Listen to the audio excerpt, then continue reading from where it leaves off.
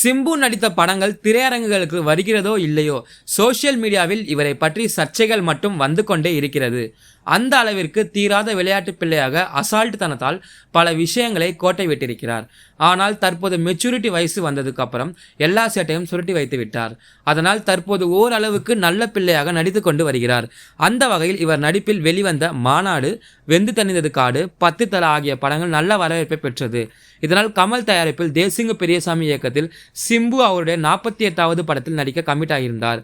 ஆனால் திடீரென்று கமலுக்கு வந்த சந்தேகத்தின்படி சிம்புவுக்கு இவ்வளவு பெரிய வாய்ப்பை கொடுக்கவா, இதனால் பெரும் நஷ்டத்தை சந்தித்து விடக்கூடாது என்று யோசித்து சிம்புவின் 48வது படத்தை ஓரமாக ஒதுக்கிவிட்டார். ஆனாலும் சிம்புவை அப்படியே கைவிட்டால் அதுவும் பிரச்சனையாகிவிடும் என்பதால் மணிரத்னம் இயக்கத்தில் கமல் நடித்து வரும் தக் லைஃப் படத்தில் சிம்புவுக்கு முக்கியமான கதாபாத்திரத்தை கொடுத்து சமாதானப்படுத்தி விட்டார். இந்த நிலையில் சிம்புவின் 48வது படமாக தக் லைஃப் அமைந்துவிட்டது. ஆனாலும் தனிப்பட்ட ஹீரோவாகவும் ஜெயிக்க வேண்டும் என்பதனில் சிம்பு 49வது படத்திற்கு அஸ்திவாரத்தை போட்டுவிட்டார். அந்த வகையில் மலையாள இயக்குநராக இருக்கும் ஜூட் ஆண்டனி ஜோசப் இயக்கத்தில் சிம்பு கமிட் ஆகியிருக்கிறார்.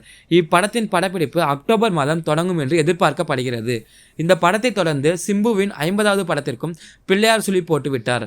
அந்த வகையில் தேசிங்கு பெரியசாமி இயக்கத்தில் சிம்பு இரட்டை வேடத்தில் நடித்து ஹிஸ்டாரிக்கல் படமாக கொடுப்பதற்கு தயாராகிவிட்டார். இதுவரை இந்த மாதிரி ஒரு நடிப்பை சிம்புவிடம் இருந்து பார்த்ததே இல்லை என்று சொல்லும் அளவிற்கு வித்தியாசமான கெட்டப்பில் ஆச்சரியப்படுத்தும் அளவிற்கு கதைக்களத்துடன் இறங்கப் போகிறார். அந்த வகையில் சிம்புவின் 50வது படம் மாபெரும் வெற்றி படமாக இருக்க வேண்டும் என்பதால் அடுத்த வருடம் ஆகஸ்ட் மாதத்தில் துவங்கலாம் என்று பேச்சுவார்த்தை நடத்தி வைத்திருக்கிறார்கள்.